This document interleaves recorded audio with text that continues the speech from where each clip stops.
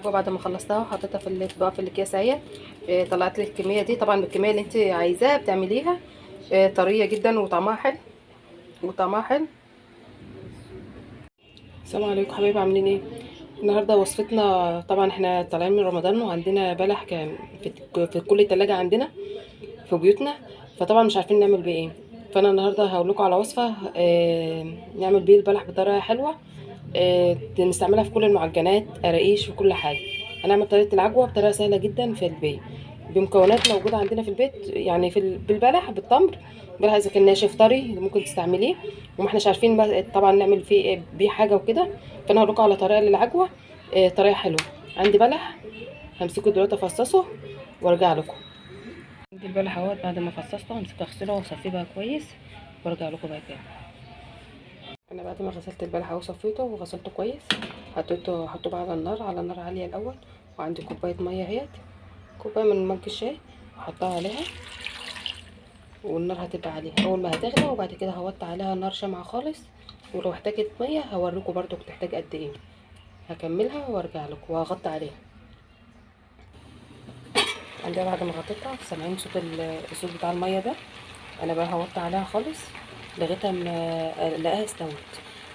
طبعا بلاش نزود ميه كتير عشان ما تبقاش مسلطلصه معانا كده، احنا عايزين نطلعها زي الجاهزه كده، كوبايه بكوبايه كده. ومش هنحط الكوبايه التانية برضو كلها مره واحده، شويه بشويه. هوطي عليها خالص واسيبها شمعة لغايه ما تستوي.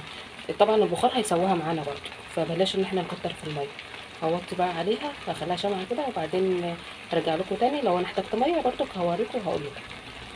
هغطي بقى عليها دي بقى العجوه اهي بعد ما طرت خالص.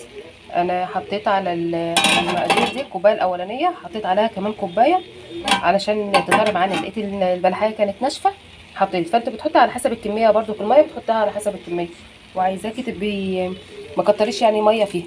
وعندي بصي ما شاء الله بقت طريه خالص، معجون طري خالص اهي، عجوه خالص اهيت معانا اهيت بالطريقه دي زي ما انتم شايفينها كده، بالشكل ده كده،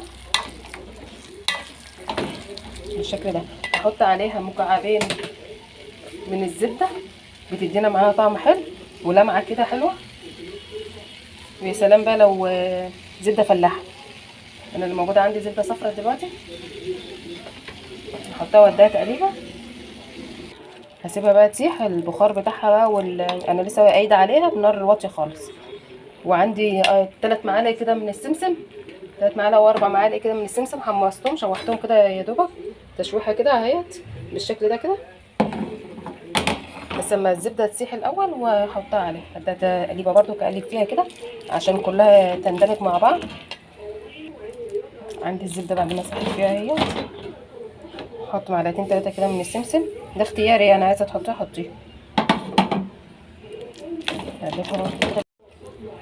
عندي بقى معلقتين السمسم حطيتهم اهو، 3 معالق كده، سايبه شويه كمان اهو. هنقلبها كويس.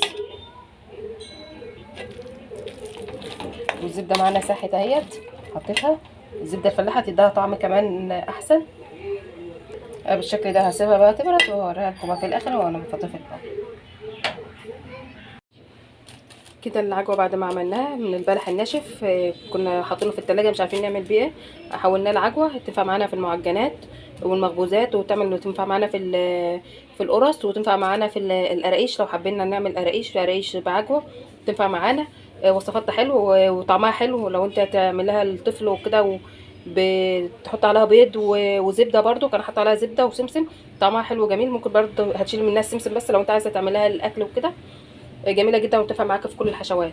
طبعا هتحفظها في التلاجة، ولما بتحتاجيها بتطلعها من الفريزر وبتسيبيها بتفك وبتستعمليها عادي، تبقى جميله طريقه حلوه.